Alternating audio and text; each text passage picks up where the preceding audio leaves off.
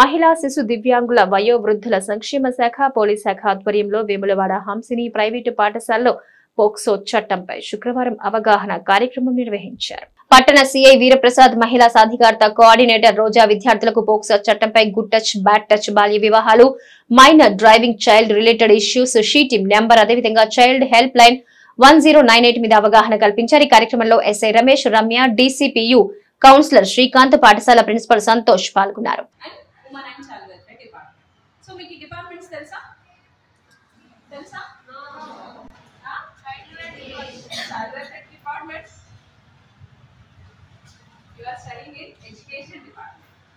విద్యాశాఖ నుంచి మీరు విద్యను అందుకుంటున్నారు. ఓకే, అలాగే పోలీస్ శాఖ నుండి ఏముంటాయి? రక్షణ ఉంటుంది, అవునా? సేఫ్టీ, సీనియర్ సిటిజన్, ట్రాన్స్జెండర్స్ కోసం కూడా ఒక శాఖ. వాళ్ళ మనం ఏం చేయాలని అసోసియేట్ టు నో థింగ్, మనకు తెలిసిన దాంతో మనం ఏం చేయాలి? అసోసియేట్ చేసుకున్నప్పుడు, జత చేసినప్పుడు మీరు అంటే కదా అడిషన్ ఏం చెప్తున్నారు? Any confusion? No. You are in clarity? Yes. Thank you. Yes. Thank you. Okay. So, మేము పిల్లల కోసము, మహిళల కోసము, అలాగే డిజబుల్ పీపుల్ కోసము, senior citizens. Okay, 50% of students own. So అప్పుడు ఇది ఇండికేట్ చేస్తే ఓకే. సో నేను ఇలా ఇండికేట్ చేశానంటే 5. సో ఇప్పుడు మనం ఏం చెప్తున్నాము? మనకి ప్రతి సంవత్సరం కిడ్నీస్ ఇలాంటివన్నీ తీసి అమ్మేస్తున్నారు, లేదా చైల్డ్ లేబర్ గా వాళ్ళని పెడుతున్నారు. అలాగే వాళ్ళతో ఏం చేస్తున్నారు? బెగ్గింగ్ చేపిస్తున్నారు. ఓకే, అలాగే సెక్సువల్ అసమానంగా అనిపిస్తే మీరు వెంటనే ఏం చేయాలి? 100 కి కానీ 1098 కి కానీ కాల్ చేయాలి. ఓకేనా? చైల్డ్ మ్యారేజెస్ తెలుసు కదా మీ అందరికీ. చైల్డ్ మ్యారేజ్ అనేది సో ఎంత 18 ఇయర్స్ పూర్తవ్వాలి, మగ పిల్లలైతే 21 పూర్తవ్వాలి. సంయుక్తంగా కలిసి గత 25 డేస్ నుంచి రకరకాల స్కూల్స్, కాలేజ్లో ఈ ప్రోగ్రామ్స్ కండక్ట్ చేస్తున్నాం. ఈ రోజులో భాగంగా ఇక్కడ హంసిని స్కూల్లో కండక్ట్ జరుగుతుంది. ఇక్కడ ఎక్కువ 6th to 10th క్లాస్ ఎక్కువ ఈ పోక్సోకి ఎక్కువ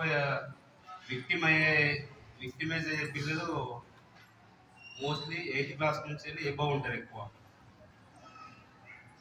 అలాగే మేడం చెప్పింది అంటే ఎక్కువ మంది ఎట్లా భయపడిపోతున్నారంటే చెప్తే నిజంగా ఇంకేమైనా మాకు వేరే ప్రాబ్లం ఫేస్ అవుతుందో, ఇట్లా పేరెంట్స్ మమ్మల్ని ఎట్లా ట్రీట్ చేస్తారో, లేకపోతే ఈ విషయం బయటికి తెలిస్తే మన పక్కన చుట్టాలు కావచ్చు, తర్వాత మన ఫ్రెండ్స్ కావచ్చు, మన నేబర్స్ కావచ్చు, ఈ విషయం బయటకు తెలిసిపోతే ఇంకా వేరే విధంగా ఇన్సల్ట్కు ఫీల్ అవుతామని చెప్పేసి లోపలనే పిల్లలు ఇప్పటిదాకా చెప్పిన గుడ్ టచ్, బ్యాడ్ టచ్లో భాగంగా ఒకసారి ఇప్పుడు మనకు తెలిసిన పర్సన్ కావచ్చు, తెలియని పర్సన్ కావచ్చు, ఫస్ట్ టైం మనం ఇట్లా టచ్ చేసినప్పుడు మీరు వాళ్ళని వార్న్ చేయగలిగితే అది అక్కడికే స్టాప్ అయిపోతుంది. అది లేదు అనుకుంటే దాన్ని మనం యాక్సెప్టెన్స్ చేసినట్టు నవ్వడము, వ్యక్తి చేసినతో దాన్ని మనం సిల్లీగా తీసుకొని అట్లా చేయడం ఏమైందంటే అవతల వల్ల దాన్ని అడ్వాంటేజ్ తీసుకొని ఆ నెక్స్ట్ అబ్బాయిలు కూడా మీకు కూడా ఏది గుడ్ ఏది బ్యాడ్ అనేది తెలియాలి అంటే ఒకసారి మీ క్లాస్ టీచర్ని, పేరెంట్స్ని. ఇప్పుడు ఏదైనా ఇన్సిడెంట్ జరిగిందంటే దేనికి ఫోన్ చేయాలి? కాల్ చేస్తాం అంబులెన్స్, మెడికల్ ఎమర్జెన్సీ 100.